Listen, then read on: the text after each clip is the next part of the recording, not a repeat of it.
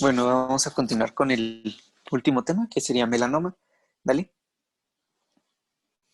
Esta es una neoplasia maligna que se origina de los melanocitos. Mencionaba que en el 90% se encuentra en la piel y hay otros casos en los que se encuentra en ojos y mucosas, siendo el 9% y el 1%. Es una neoformación pigmentada que pueden ser planas o exofíticas, y mencionaba que en etapas tempranas, al ser pues de poca extensión, son curables. Pero este es un tumor de muy rápido avance que tiene capacidad de crear metástasis linfáticas y hematógenas, y pues también mediante estas vías, pues metástasis a distancia, y que tiene muy alta mortalidad.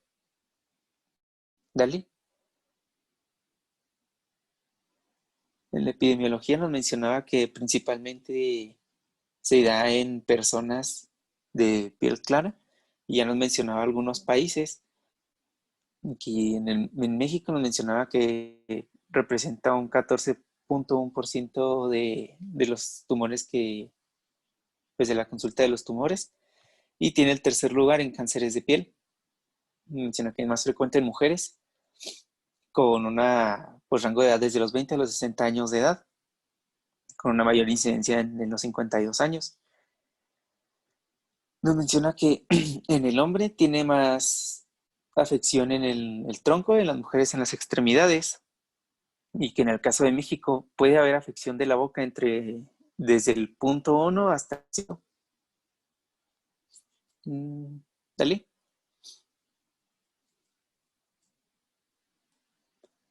Para la etiopatogenia nos mencionaba varios factores. Dentro de los factores genéticos nos menciona que el melanoma familiar tiene una incidencia del 8 al 12%, y que se había detectado pues mayor incidencia con el HLA-A1, y que en los cromosomas 9p21 y el 10q26. Menciona que en el cromosoma 9 tiene más relación con las etapas tempranas, y que el 1 y el 6 con las etapas avanzadas, ya que tenían alteraciones en el CDKN2A, que es un gen supresor tumoral que tiene efectos sobre la inhibición de las sinasas, el P16, el BRAF y el MC1R, que el último es un receptor de melanocortina. Los antecedentes personales, que si ya tuvo un cáncer de piel que no haya sido melanoma, pues tiene más riesgo de desarrollar un melanoma. Mencionaba la piel blanca, fototipos 1 y 2 de Fitzpatrick, y los busqué, y pues básicamente son los dos tipos de piel más claros. Que tengan ojos azules o verdes, pelo rubio o pelirrojo, que tengan nevos melanocíticos congénitos mayores a 20 centímetros cuadrados. Estos tienen un riesgo del 3 al 7%. Ahora, dentro de los factores ambientales, nos menciona que tiene más relación a la exposición acumulativa y a los episodios de quemadura aguda por el sol, más que por la intensidad, es por la acumulación de estas quemaduras. Que si el paciente se expuso mucho al sol antes de los 5 años, pues es un factor de riesgo, y la exposición a luz artificial, como la luz ultravioleta de las camas de bronceado. Menciona que las células melanocíticas van a producir moléculas de adhesión intercelular solubles, que estas van a como protegerlas de la inmunidad celular, y que pueden desarrollar resistencia a la quimioterapia mediante la producción de glutatión reductasa y alquiltransferasa 6. Nos menciona que al principio esta tumor presenta una expansión clonal radial, y con el tiempo las mutaciones en los cromosomas que ya mencionamos pueden llegar a permitirle a desarrollar una expansión vertical, que ya la vertical es la que le da la capacidad de desarrollar metástasis. Y nos menciona que hay casos en los cuales el tumor presenta una regresión y que se considera de mal pronóstico. Estas regresiones se pueden dar del 10 al 35% de los casos, y se van a ver como áreas de despigmentación que puede llegar a disminuir el tumor o incluso hasta desaparecer por completo, y que pues el área de la lesión es sustituida por fibrosis, que puede haber, en la biopsia se pueden ver melanófagos, inflamación y neoformación vascular. ¿Vale? Ahora, en la clasificación verían estas dos tablas. La de la izquierda es más para entender la de la derecha. Aquí, pues, igual el clásico TNM, donde pues nos define el tumor in situ, que es el TIS. El T1, la clasificación de Breslow la traigo más adelante, es dependiendo del grosor que está afectado en milímetros. Ya sea T1 es menor a 1 milímetro. Y el último, si es A o B, ya representa si tiene ulceración o si no la tiene. T2 de 1,01 hasta 2 milímetros de grosor el tumor. T3 de 2,01 a 4 y ya T4 mayor a 4. En los nódulos igual N0 si no tiene, N1 un ganglio afectado, N2 de 2 a 3 y N3 más de 4. Y la última, si es A o B, si tiene micrometástasis o macrometástasis a los ganglios. Y ya las metástasis, si presenta o no las metástasis a distancia. Y ya para saber el estadio, son como presentaciones. En el caso de que fuera, por decir, un estadio 2A, puede presentarse como si fuera un grosor de tumor de 1,01 a 2, que sería el T2. Y si imaginamos que tiene ulceración, pues sería el T2B. Si no presenta ganglio, sería N0. Y sin metástasis, pues M0. Y así sería como se identificaría el estadio clínico, dependiendo de esa tabla, para no decirles renglón por renglón. ¿Dale? Ahora, el cuadro clínico nos menciona que en México las extremidades más afectadas suelen ser las extremidades inferiores, con el 50%, el pie en el 43% de los casos, la cabeza en el 23%, el tronco en el 13%, extremidades con el 12% y el cuello con el 2%. Igual recordando que la piel en el 90% de los casos es en donde se presentan. Estas tumoraciones suelen tener colores desde el café hasta el negro. Más adelante vamos a ver también el ABCDE de las lesiones pigmentadas, pero una de sus características son los bordes irregulares. Menciona que estas lesiones pueden tener una superficie lisa al principio, pero conforme va creciendo y se desarrolla el tumor, puede llegar a ulcerarse y desarrollar costras melicérico-sanguíneas. Estos tumores, como mencionamos, tienen crecimiento rápido y progresivo, que tienen tendencia a metástasis. Y vamos a ver también diferentes presentaciones del melanoma que venían en el libro, ya sea el melanoma localmente avanzado, el lentigo maligno, melanoma de extensión superficial, el melanoma nodular, el acral lentiginoso, el amelánico, que pues este se me hizo especial porque pues básicamente no tiene una pigmentación más oscura que la piel, y melanoma de mucosas y otras variantes raras que ya nos había comentado un poco Marco. Nos menciona que las metástasis que desarrolla este tumor de manera pues a distancia o a otros órganos son preferentemente a hígado y a pulmones. Y dale. Ahora, el primero es el melanoma de extensión superficial. Menciona que este va a ser el del 40 al 50% de los melanomas. En el cuarto o quinto decenios de la vida, y este se va a desarrollar más en varones en la espalda y en mujeres en las piernas. Es una lesión de 2,5 centímetros de diámetro, que es plana en su mayoría y poco infiltrada. Tiene bordes de pigmentación irregular, que tiene colores del café rojizo hasta el azul o del grisáceo al negro. Y en la mayoría de los casos suelen ser lesiones múltiples en la región afectada. ¿Sale? El melanoma nodular representa el 10 al 20% de los melanomas entre el quinto al sexto decenio de la vida y se presenta en los varones más en el tronco. Es una placa o tumoración semiesférica mayor a 6 milímetros, que va de los colores del café al azul y hasta el negro. Puede presentar superficies lisas, ulceradas o vegetantes, como podemos ver en la primera imagen, que es más una vegetante, y en la de hasta abajo mencionaba que era un melanoma nodular ulcerado. Tiene bordes irregulares, igual que la mayoría de los melanomas. Y nos menciona que en el caso de ser, pues, una lesión vegetante, está asentada sobre una capa de piel normal. ¿Dale? Está el melanoma craneal lentiginoso, era el que venían más imágenes, porque se ve más en México. Afecta principalmente a las palmas de las manos, plantas de los pies y falanges distales, aunque se puede desarrollar también de forma periunguial y subunguial. Menciona que tiene más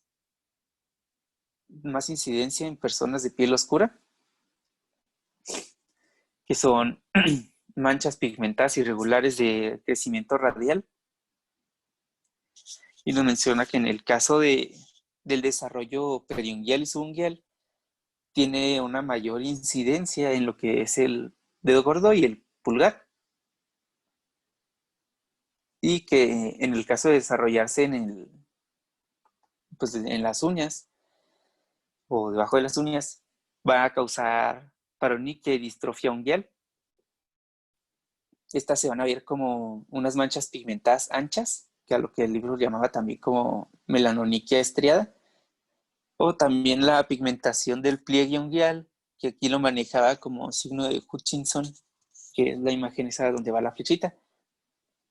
Creo que sí se alcanza a ver un poquito la pigmentación. Y nos mencionaba que en etapas avanzadas pueden generar formas exofíticas que se ve en en la imagen de arriba del lado izquierdo, en donde se desarrolló en el talón. Dale.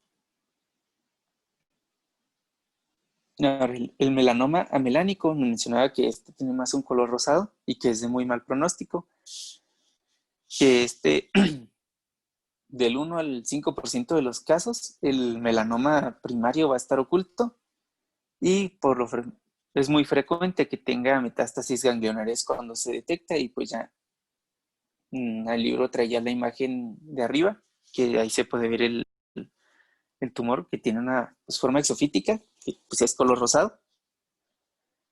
Y la imagen de abajo la saqué ¿de dónde fue? De un artículo donde pues se veía la lesión rosada, igual como mencionábamos de los bordes irregulares. ¿Dale? El melanoma de mucosas menciona que este tiene predominio en el paladar, la mucosa gingival, pero mencionaba ya que hay casos en los cuales se presenta también conjuntival, intranasal, genital o anorectal, que aquí van, pues el libro mencionaba que son lesiones pigmentadas únicamente, pero también traía en la primera imagen, pues una lesión, un tumor que pues ya es más, no solo es la lesión pigmentada, ya es hasta exofítico. Y ahí se pueden ver las pigmentaciones en el paladar, en las encías, en la arcada interna del labio. ¿Vale?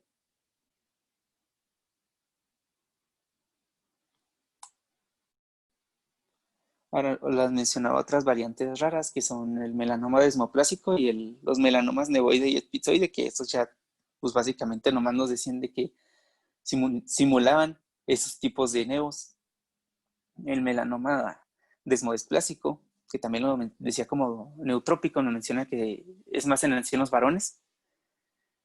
Y nos menciona que este tiene en algunas ocasiones componentes superficiales del lentigo maligno. que está pues en las biopsias presenta fibrosis con células epitelioides y fusiformes, que se va a desarrollar en zonas expuestas al sol. Y son placas escleróticas o amelánicas, y que es muy frecuente que tengan agresividad local y recurrencias frecuentes. Dale. Ahora la dermoscopía, que es a lo que se centraba un poquito más para poderlos identificar. Aquí vamos a ver el ABC de las lesiones pigmentadas, que esta es la asimetría de la lesión, por decir, en cualquiera de las dos imágenes que están ahí. Los bordes irregulares, cambios que tenga la lesión de color. En la lesión del centro, nos mencionaba el libro que tiene pigmentación más alta en lo que son los bordes, y en el centro ya presenta una ligera área de regresión. Igual los cambios de color, el diámetro mayor a 6 milímetros, si el tumor presenta elevación o la evolución que haya tenido, si ya lo habíamos estado revisando, y que todas estas características deben de haber sido apreciadas por microscopía de superficie, bioluminiscencia o dermoscopía. Estos patrones nos mencionaba que hay que revisar si tienen 3 o más estructuras distintas, la misma estructura, ya sea que el tumor tenga una superficie lisa o tenga un desarrollo isofítico o ulceración. Mencionaba que también pueden desarrollar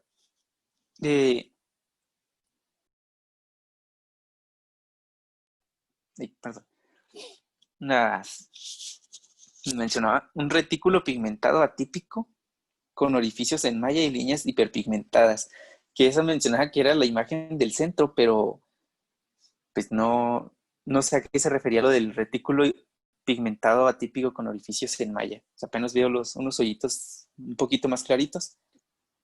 Sí, que es ahorita al final les explico eso. Y nos menciona que hay 2 tipos de regresión, que pueden ser la regresión blanca o la regresión azul. La regresión blanca está más relacionada al desarrollo de tejido cicatricial sin estructuras, y la azul menciona que esta es resultado de la melanofagia, en la cual pues ya en la biopsia se puede detectar los melanófagos, que fueron los que, por así decirlo, recogieron o arreglaron el tumor que tuvo la regresión. En el 50 a 90% de los casos, el realizar la dermoscopia va a ser de gran utilidad, y bueno, pues va a ser casi diagnóstica, y en donde pues se puede detectar las áreas de color gris-azul, el patrón vascular, la red de pigmento atípico, la pigmentación difusa, interrupción repentina en la periferia. Y ya los últimos 2, que es el patrón de regresión y la extensión radial del pigmento, nos mencionaba que son las como más importantes para saber que pues esa formación es maligna o tiene más incidencia de que se aparecen, pues sí es melanoma. Y que la dermoscopía nos va a ayudar a monitorizar y darle seguimiento a las múltiples lesiones que tengan pigmentación o nuevas lesiones que aparezcan. Dale. Aquí nos mencionaba un poquito de algunos tumores, ya específicamente para cómo relacionarlo con la dermoscopía.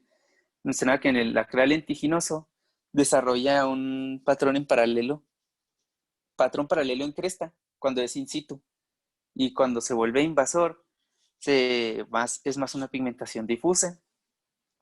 El lentigo maligno, que al principio es un pseudoretículo pigmentado con abundantes puntos grises, y esta pigmentación suele ser circular, asimétrica, con aberturas foliculares. Y el amelánico son estructuras vasculares polimorfas de distribución irregular, y el metastásico son más vasos en tirabuzón o sacacorcho. Las 2 imágenes las puse de dermoscopía para pues igual revisar el ABCE, la asimetría, pues podemos ver que sí son asimétricos. los bordes irregulares, igual se pueden ver los irregulares, los bordes. E incluso nos mencionaba que puede haber casos en los que se puedan ver como pseudópodos en el tumor, que esto nos iba a decir que tiene crecimiento radial, que se pueden ver, bueno, a mí se me hace que se ven más en la imagen de la izquierda como unos puntitos en los bordes del lado derecho. Los cambios de color, que se ven más cambios en el tono del café, en la imagen del lado izquierdo, y en el lado derecho pues se ven los bordes un poco más negros y en el centro un poco más rojo, como si hubiera tenido una regresión. En el diámetro ahí sí no podemos saber, pero pues se ven grandes. Dale. En los datos histopatológicos menciona que ya después de haber realizado la dermoscopía y tener la sospecha o pues ya casi como la seguridad de que es melanoma, esta va a ser pues ya como de manera de verificarla o pues ya totalmente diagnóstica. Mencionaba dos casos en los cuales se pueden escoger si realizar la biopsia de manera excisional o incisional, pero que se recomendaba más la excisional, de que pues, es la que se retira toda la lesión.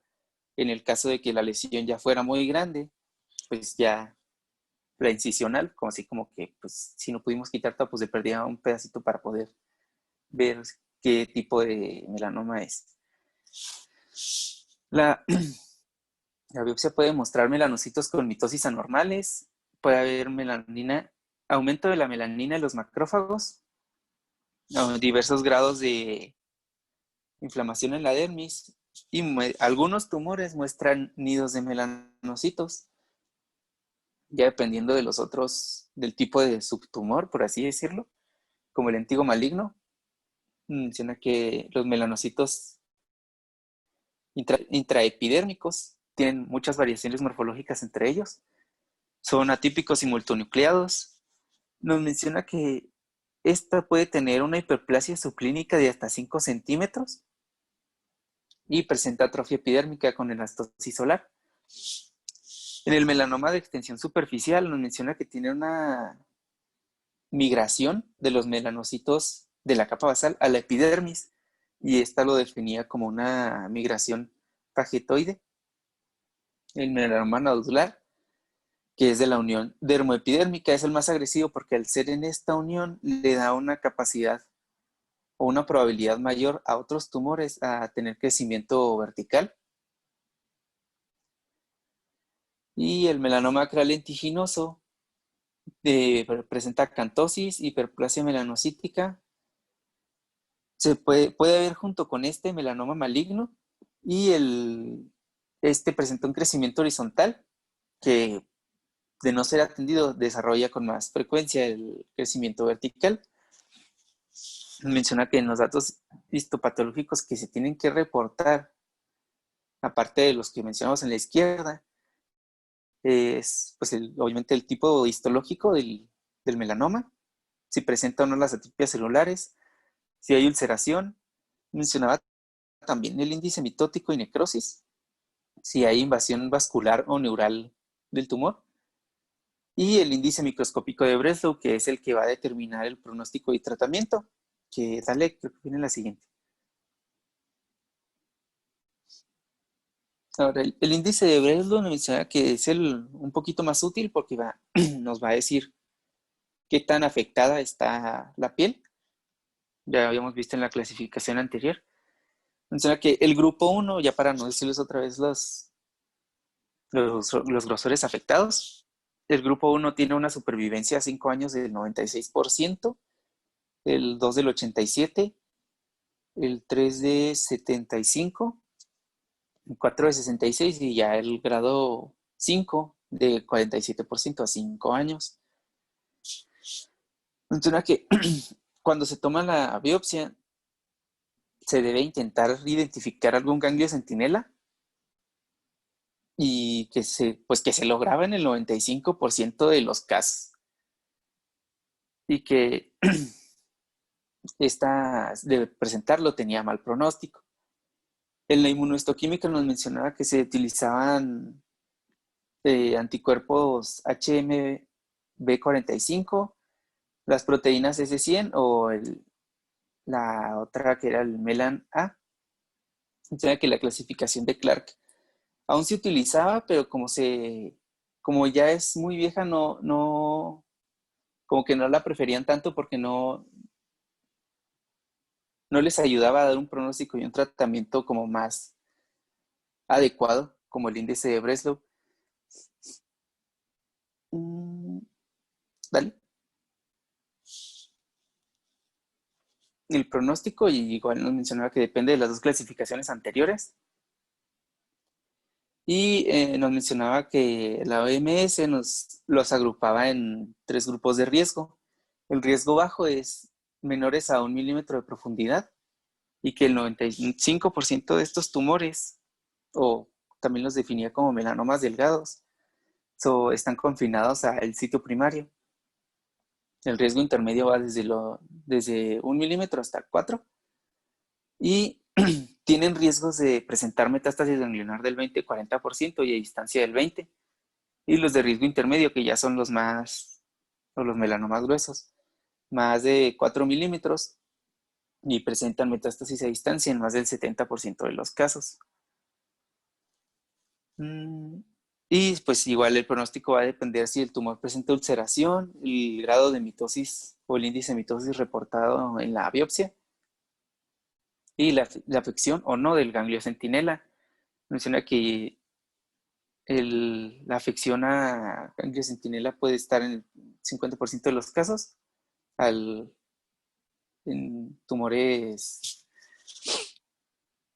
los tumores que se detectan y a distancia del 10%. ¿Vale? Aquí venían bastantes diagnósticos diferenciales y nomás los mencionaba, que pues ya los hemos visto la mayoría. Es el nevo azul, el nevo de la unión, el queratoacantoma, que vimos antes el carcinoma vasocelular pigmentado, el carcinoma espinocelular, sarcoma de Kaposi, la queratosis seborreica y el lentigo solar, creo que viene enseguida. ¿Dale? El lentigo solar es uno de los diagnósticos diferenciales. Menciona que son máculas pigmentadas, circunscritas y benignas. Estas se van a localizar en áreas expuestas, principalmente en la cara y el dorso de las manos, que pueden ir desde 1 centímetro hasta los 5. Tienen coloraciones desde el café claro hasta el negro. Me mencionaba que a veces se pueden presentar con atrofia y telangiectasias. Igual que todas las lesiones pigmentadas que hemos visto hasta pues ahorita, son más por efecto acumulativo de la luz ultravioleta que por una sola exposición fuerte a la luz solar, que afecta a ambos sexos por igual. Y igual a Australia los fenotipos de Fitzpatrick 1 y 2, que pues, son los colores de piel más claros, que estas lesiones persisten por tiempo indefinido y principalmente se pueden desarrollar también en mucosas, conjuntivas, labios y genitales. La histopatología presentan hipermelanosis e hiperplasia lineal, que puede tener también caída del pigmento, melanófagos, y los procesos interpapilares van a estar alargados y tienen infiltrado mononuclear. Otras dos como diagnósticos diferenciales que mencionaba es el lentigo simple, que va a aparecer durante la niñez y van a aumentar con la exposición solar. También nos mencionaba que pueden aumentar en otros casos que no tienen que ver con la exposición a la luz ultravioleta, como puede ser el embarazo, la terapia con luz ultravioleta pues artificial y la enfermedad de Addison. Y a las últimas que son las pecas o efélides, que estas son pues nevos menores a 3 milímetros, con márgenes poco definidos en la cara y el tronco principalmente. Esta Eso mencionaba que tiene la misma cantidad de melanocitos y lo que tiene aumentado, o sea, la melanina. Ya hemos visto que en la mayoría de los tumores está aumentada la melanina, pero también están aumentados los melanocitos. Y aquí se recomendaba evitar la luz solar y usar protectores solares para evitar que la lesión aumentara. Dale. Ahora, el tratamiento nos mencionaba que en etapas tempranas es principalmente quirúrgico y tiene posibilidad de curación, pero que va a depender mucho del tipo de melanoma, de la extensión que tenga al momento del diagnóstico y del espesor, o sea, pues, básicamente el índice de Breslow. Y el índice de Breslow así nos ya como lo aplicaba al tratamiento quirúrgico, que el melanoma in situ que puede darse o sugerirse desde el 0.5 a 1 centímetro, que son los márgenes quirúrgicos recomendados. Si el índice de Breslow está en 0.1 a 1.99 milímetros, los márgenes quirúrgicos recomendados es de 1 centímetro, y si es mayor a 2 milímetros, pues 2 centímetros de margen quirúrgico. Menciona que una vez que pues, se realizó la dermoscopía y luego se realizó la biopsia y se confirma que es melanoma, se debe realizar la operación en máximo 1 a 2 semanas y igual realizar una biopsia del ganglio para ver si tiene metástasis o no y dar un pronóstico. Menciona que el dermatólogo es esencial porque se va a realizar la mayoría, en el 80-90% de los casos, un diagnóstico en etapas iniciales, o eso mencionaba el libro, y que en estas etapas pues es muy curable. Nos menciona que el lentigo maligno puede tener una invasión después de haber quitado el tumor en el 20% de los casos. Y nos mencionaba igual la cirugía micrográfica de Mohs, que esta se recomendaba más en áreas estéticas de la piel para no dejar como cicatrices muy amplias en el caso de que se haya dado, por decir, un melanoma en la cara o en el cuello. Nos menciona que tumores en etapa 3 no hay tratamiento eficaz y mencionaba que es muy radical, que incluso podía haber de que amputaciones de las extremidades por la diseminación del tumor, y que había terapias o hay estudios en los cuales se utilizaron interferones y sí les ayudaron, pero lo único, o sea, lo que hacían era que las recurrencias disminuyeran de un 5 al 10%. En el caso de las metástasis a distancia, había otro que nos decía que se había utilizado la carbazina o interleucina 2 y que solo desarrollaron como una respuesta positiva del 10 al 15 de los pacientes, y que la interleucina 2 solamente había aumentado la supervivencia de 5 años de los pacientes en etapa 3 en 40%, y otras pues como terapias que ya nomás las como sugería, que era ipilimumab, inhibidores del BRAF, el trametinib y el imatinib. Nos menciona que en el caso de que ya no se pueda como quitar la lesión, pues aquí mencionaba que el oncólogo, pero pues yo me imagino pues que es como el grupo en general que está tratando al paciente, que va a decidir si se van a dar los tratamientos paliativos para control del tamaño del tumor. Y puede ser, en el caso de tumores de mucosas, mencionaba el legrado, puede haber curetaje, electrodesecación, criocirugías, exfoliaciones químicas o aplicaciones de 5-fluorouracilo o ácido acelaico al 15 al 10%, al 15 al 20%, pero que estos no se utilizaban en etapas tempranas de los melanomas. Y la profilaxis, ¿sale? Aquí nos mencionaba que pues es muy importante la vigilancia posterior de los casos que ya fueron detectados, la educación del paciente, porque pues luego va a llegar con una pues, lesión muy grande porque no la había visto, hasta que ya son etapas muy grandes o muy avanzadas. Menciona que igual establecer grupos de riesgo, que habíamos visto que las personas de piel clara, principalmente los tipo 1 y 2 de Fitzpatrick, darle vigilancia a estos grupos de riesgo. Y pues el como que más importante o que sugería que sí se puede hacer con más frecuencia, pues el uso de protección solar y filtros solares para evitar el efecto acumulativo que es el que nos da el desarrollo de estos tumores. Y ya es todo, creo. Dale.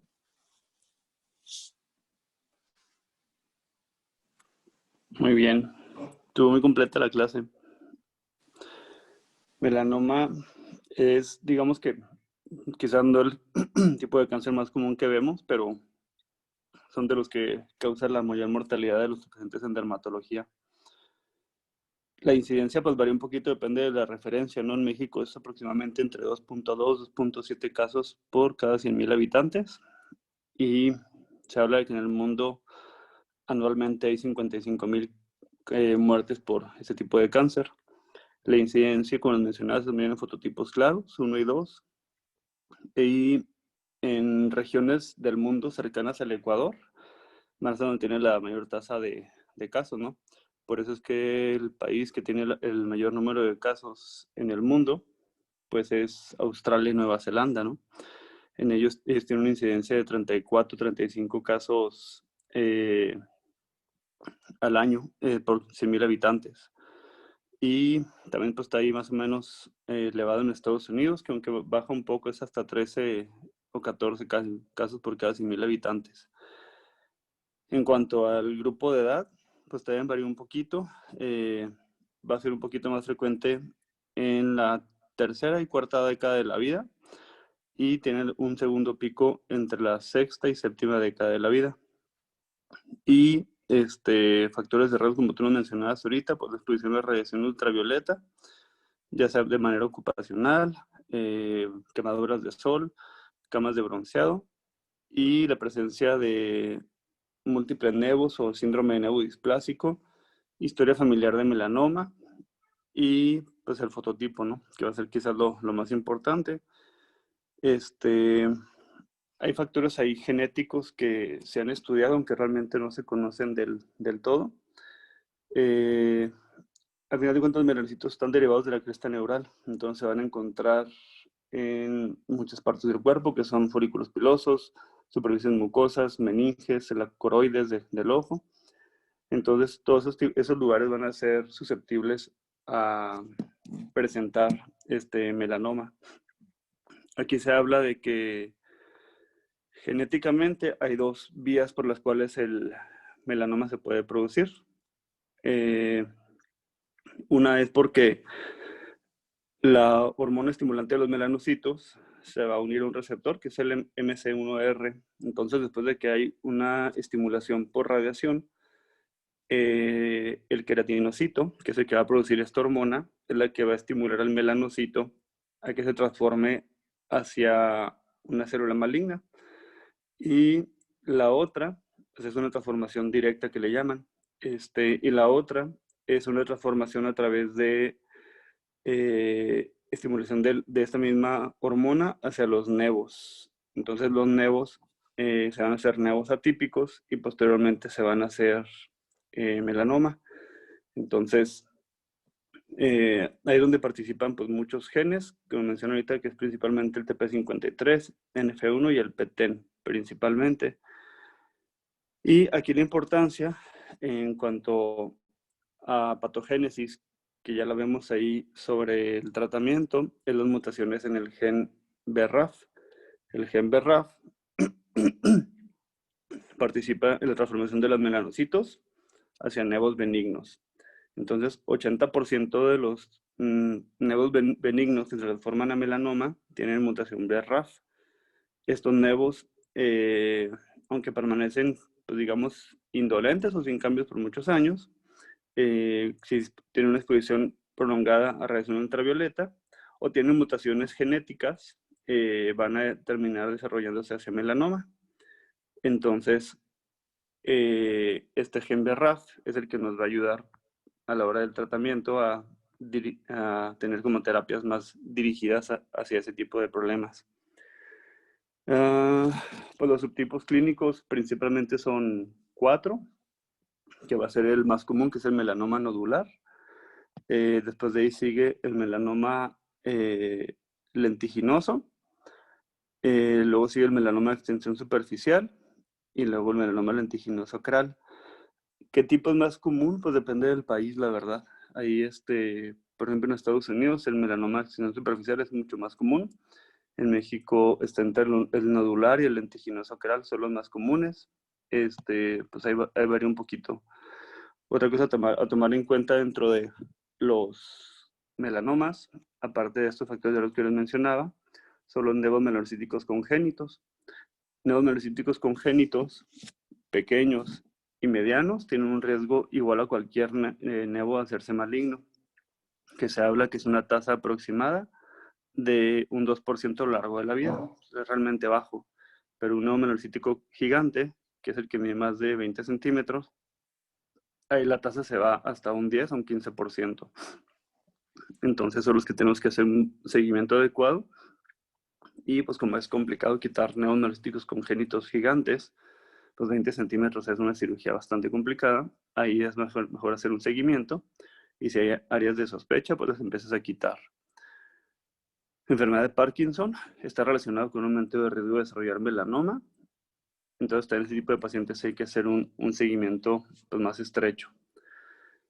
Y en el caso de México que les mencionaba, pues sí, el melanoma lentiginoso acral.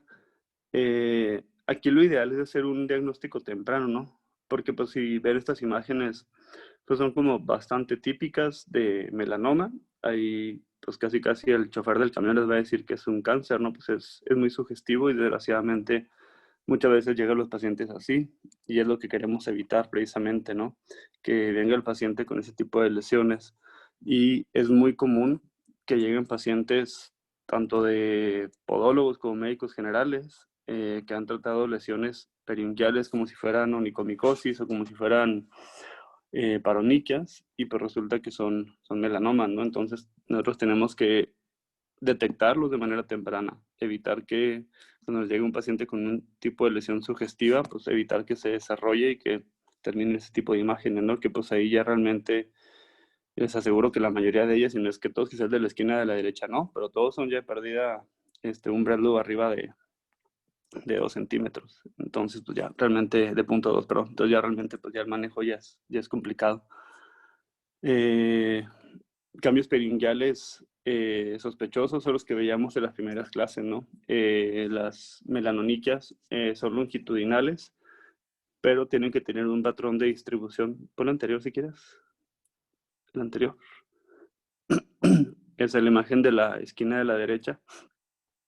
Si se fijan ahí, la distribución de pigmento sobre la uña no es una distribución regular. No vemos un pigmento distribuido de manera uniforme. En la parte distal de la uña vemos ya cambios en los colores, vemos un color rojo, un color negro oscuro, perdón, muy variante y entre diferentes zonas. Y vemos también ahí que están alternando bandas con pigmento y sin pigmento. Y luego en la parte distal vemos pigmento sobre la piel y en la parte proximal vemos el signo de Hutchinson, ¿no? Que es la pigmentación en el pliegue unguial proximal o en el eponiquio. Entonces, ese signo de Hutchinson quizás sí sea un dato importante y que a veces sí nos puede ayudar a detectar ahí de manera temprana para poder hacer un diagnóstico oportuno. Respecto al ABCDE, híjole, yo creo que casi les diré que ese es para el paciente.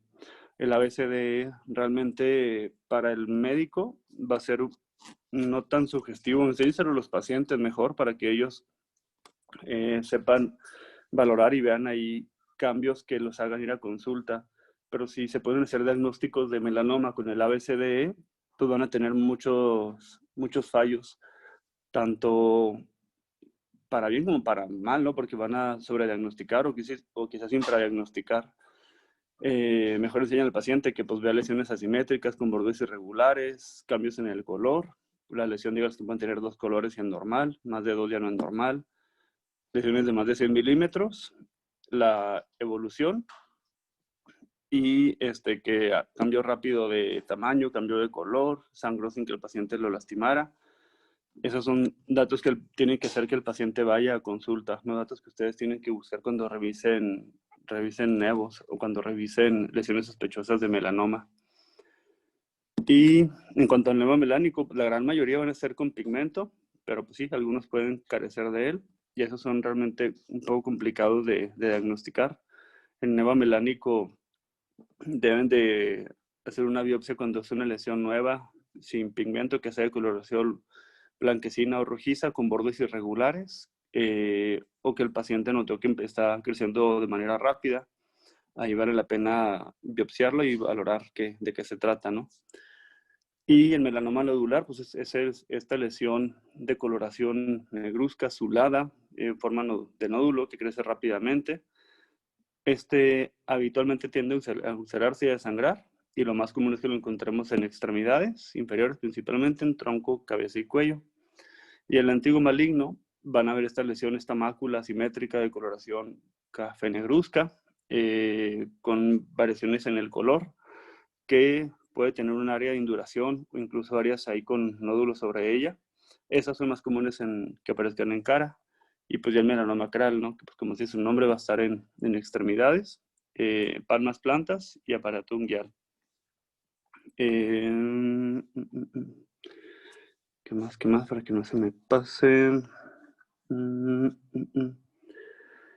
Bueno, en cuanto a la biopsia tienen que hacerla agarrando de preferencia parte de la lesión y parte de piel, entre comillas, sana, para que el patólogo pueda definir ahí diferencias entre pigmentos, entre piel sana y la piel de aparente lesión maligna, ¿no? Entonces, ahí hay que tomar la biopsia, ya sea incisional, excisional o por poncho, sacabocados. Ahí lo malo cuando hacen biopsias excisionales y si resultó ser melanoma, es que ya el ganglio centinela se le va a complicar al cirujano oncólogo porque se altera la morfología o estructura de los vasos linfáticos. Sería lo único malo y quizás lo ideal sería, si es una alta sospecha, pues mejor hacer una biopsia incisional. Cuando tengan pacientes con múltiples nevos, ahí hay dos signos que nos deben de ayudar mucho para tomar una decisión de hacer una biopsia o no. Uno es el signo del patito feo, que ahí tienen nevos todos de la misma forma, con el mismo patrón dermatoscópico, y tienen uno que es diferente a los demás. Ahí hay que considerar hacer una biopsia. Si tienen puros nevos, no sé, de forma redondeada y ven uno de forma oval, pues hay que quizás valorarse una biopsia. Y el otro signo se llama signo de caperucita roja. Ahí todos tienen un patrón dermatoscópico igual y hay uno con un patrón dermatoscópico distinto. Entonces, clínicamente se ven iguales, pero con dermatoscopía se ve diferente. Pues también hay que hacer ahí una biopsia. Y muy importante, si al momento de la revisión usted no cree necesario hacer una biopsia en ese momento, hacer un seguimiento de imágenes, tomar fotos, tanto clínicas como dermatoscópicas, para poder hacer un seguimiento y valorar, porque pues es complicado luego acordarse de los patrones dermatoscópicos de cada paciente, entonces ahí es más sencillo hacer eso. Cuando hacen biopsia, ¿qué es lo que nos tiene que reportar el patólogo? Básicamente es el índice de Bredlow, si hay ulceración o no hay ulceración, índice mitótico, márgenes periféricos, microsatelitosis, desmoplasia si hay o no, y invasión linfovascular o angiolinfática. Ese es un buen reporte de patología, es lo que tiene que el patólogo reportarnos para poder tomar una buena decisión y saber el actuar, ¿no? ¿Qué vamos a hacer con ese tipo de lesiones? El índice de Clark cada vez se utiliza menos. Básicamente es como un índice de Bredlow, pero dirigido en base hacia dónde está viendo el patólogo que está llegando la lesión. Está bien si lo reportan, pero pues realmente ya no se utiliza tanto. Más bien el índice de Bredlow, que como nos mencionaban ahorita, es menos de 1, 1.1 a 2, 2.1 a 4 y más de 4 milímetros. En base a eso, pues vamos a tomar decisiones. Índice de mitosis, ¿cuántas son las que podemos ver? Una por campo, ya más de una por campo. ya te habla de que tiene un alto índice mitóxico. Y más de 2, pues ya estás hablando casi de una lesión con una alta probabilidad de metástasis. Al igual que la invasión linfovascular, pues es muy probable que ese paciente ya tenga metástasis. No es necesario, digo, no es a fuerzas que lo van a tener, pero pues igual y es importante ya empezarlo a valorar. Y estudios de imagen lo vamos a hacer en pacientes con un índice de Bredlow arriba de 2. Ahí es indicativo hacer hacer estudios de imagen. Antes no es que no se pueda, pero pues antes pues hacer como una valoración, ¿no? No es necesario que no lo hagan a fuerzas, pero pues tienen ahí sospecha de un ganglio linfático que esté indurado o por la evolución que tiene el paciente que es de mucho tiempo, pues quizás ahí pudieran hacerlo. ¿Qué más?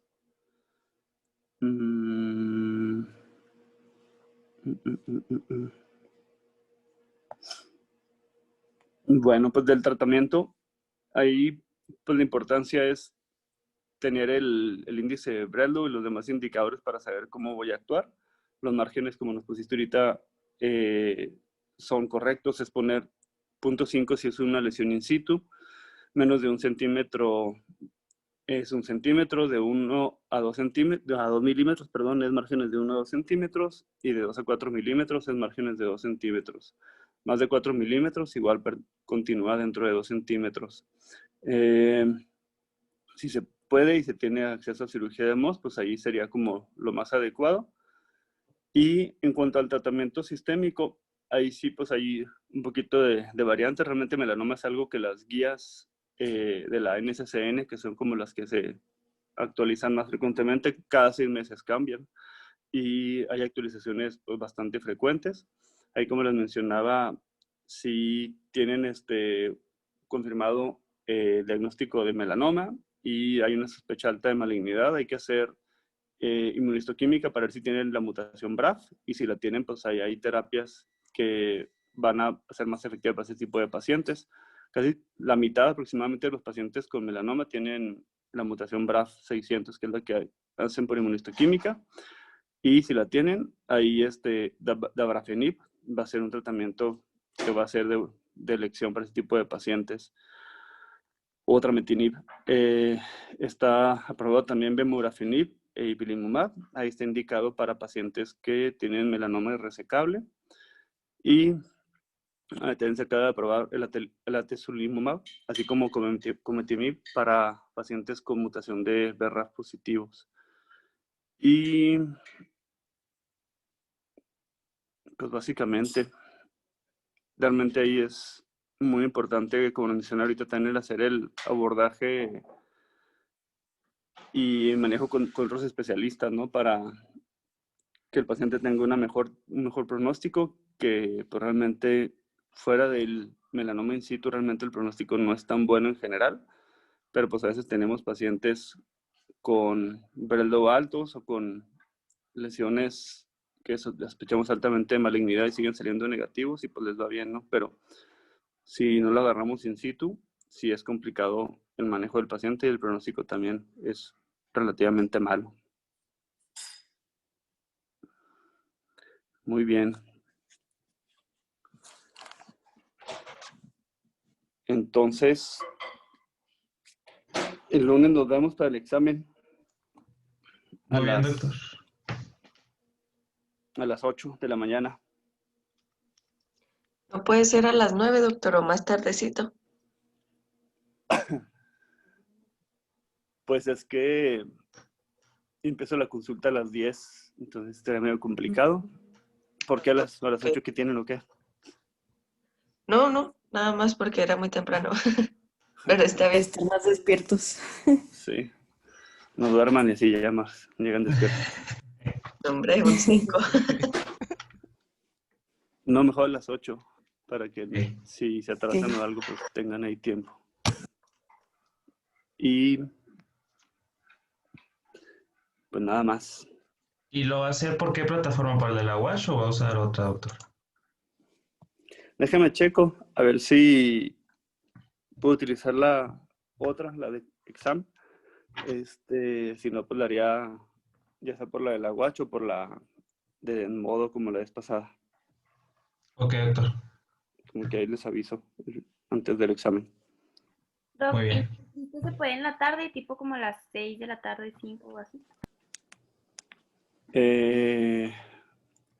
Pues que la consulta la termino hasta las 8 de la noche. Está medio complicado. Ah, ok. Bueno, ni hablar, gracias. Bueno, cualquier cosa como quiera ahí me avisan, si no, pues nos vemos el lunes. Ok, doctor. Muchas gracias. Gracias. Gracias.